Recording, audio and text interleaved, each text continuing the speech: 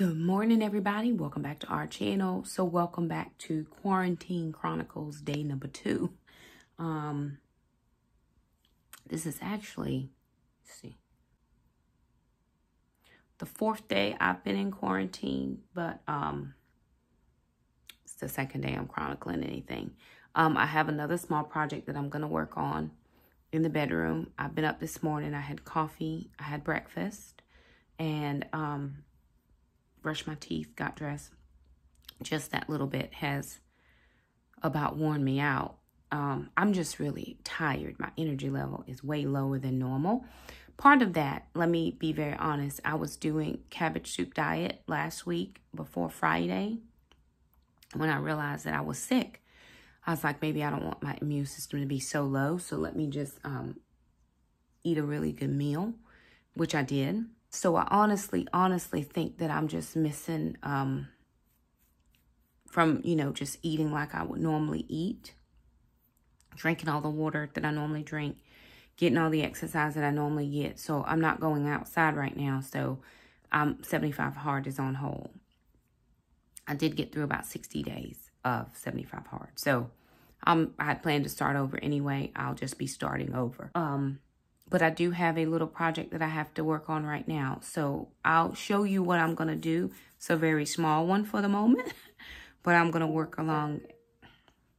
I'm reminding you, start school. I'm reminding you, start school.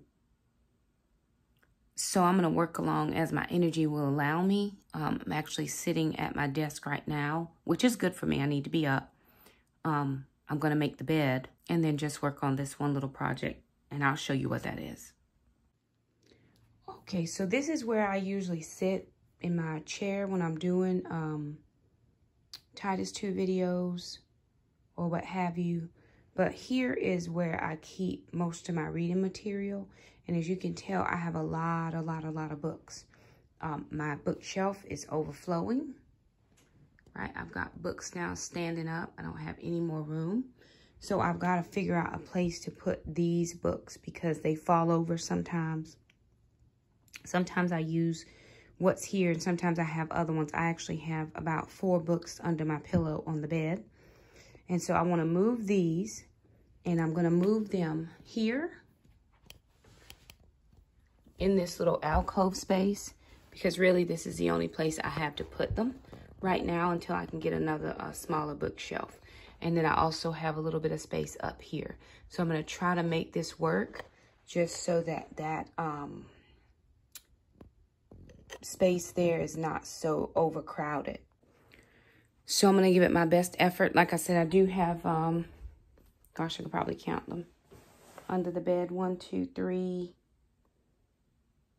4 books and 2 notebooks under the pillow. It's just sometimes I'm trying to work while I'm in the bed. So books there, books here, books everywhere.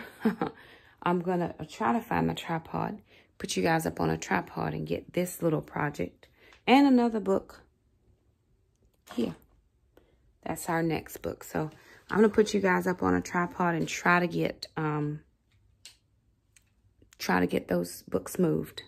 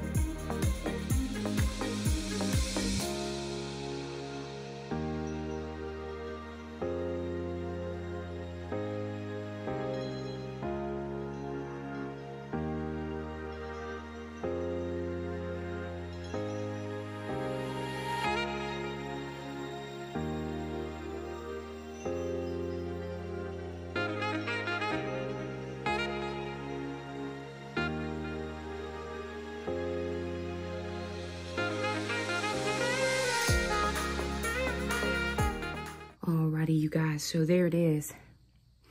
I'm tired now. Hot. I need the fan on. So I wiped down. I just had some dust in here that needed to be wiped down. So I wiped down. I got those books all put over there. They look okay now. I just have to find another bookshelf so that I can have all of my books in one place. I love books. Books are like a thing for me. And I hate to get rid of my books, so I don't generally tend to do that. But anywho, wiped down, I vacuumed some. And, yeah, I'm tired now. I think I'm going to try to do some office work here in a little while. Probably just going to either sit in the chair or sit on the bed and work on some stuff. But it just wears you out. I mean, my symptoms are just extreme fatigue. Like I could lay down and sleep for 2 hours, and I'm not a sleeper. That's not what I do. And what took me, however long that took it to be winded. I mean, I could clean my whole house and not be winded in regular. But it's only day 4 after the test. And to not have, you know, some of the symptoms like what I've seen or heard from others is a blessing to me.